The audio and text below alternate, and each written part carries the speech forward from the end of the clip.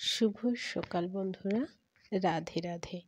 ভগবান শ্রীকৃষ্ণের কিছু অমৃত মধুর বাণী শুনি। আজ দিনটা শুরু করা যাক। ভগবদ্গীতাতে আমরা দেখতে পাব যে পরম নিয়ন্ত্রাধীন জীব সকল, নিখিল জগৎ, মহাকাল, কর্ম, এই সব নিয়েই বিশ্ব সংসার।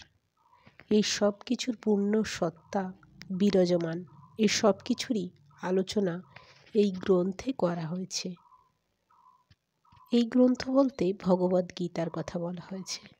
সমগ্র বিশ্ব সংসার নিয়ে, বিশ্ব সংসারের সমগ্র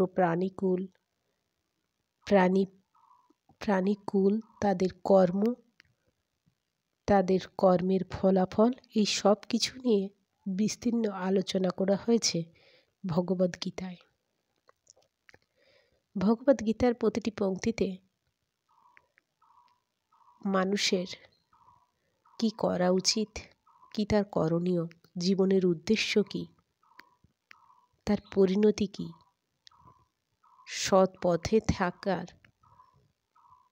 উপায় বা সৎ প্রচেষ্টা জীবনে কি কি দিতে পারে,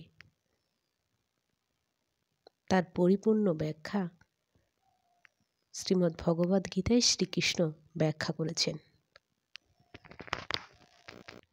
পরমেশ্বর ভগবান শ্রীকৃষ্ণকে উপলব্ধি করার অর্থ হচ্ছে তার সৎ, চিৎ ও আনন্দ বৈশিষ্ট্য সম্পন্ন অপ্রাকৃতিক রূপের পূর্ণ উপলব্ধি। অল্প বুদ্ধি সম্পন্ন মানুষেরা মনে করে পরম তত্ত্বরূপ আকারহীন নির্বিশেষ তত্ত্ব, কিন্তু প্রকৃত অপ্রাকৃতিক চিন্ময় পুরুষ ও সমস্ত বৈদিক শাস্ত্রে এই কথা দৃঢ়ভাবে প্রতিপন্ন করা হয়েছে। নিত্যাং চেতনশ্চেত নাম কঠোর। যেমন আমরা সকলকে স্বতন্ত্র জীব, আমাদের ব্যক্তিগত স্বাতন্ত্র্য আছে, তেমনি পরম তত্ত্বের সর্বোচ্চ স্তরে তিনিও স্বতন্ত্র পুরুষ, পরমেশ্বর ভগবান। উপলব্ধি অপ্রাকৃতিক বৈশিষ্ট্য সমূহ সহযোগে তার পূর্ণ রূপের উপলব্ধি।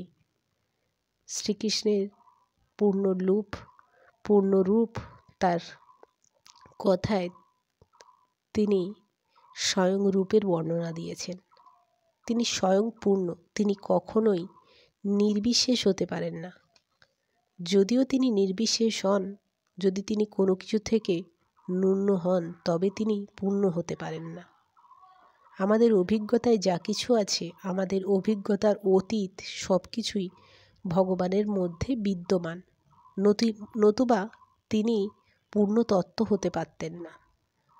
ভগবান শ্রীকৃষ্ণ তার প্রতিটি উক্তির মাধ্যমে এমনভাবে নিজেকে ব্যাখ্যা করেছেন যে তিনি স্বয়ং সম্পূর্ণ, তাই তিনি পরমেশ্বর ভগবান।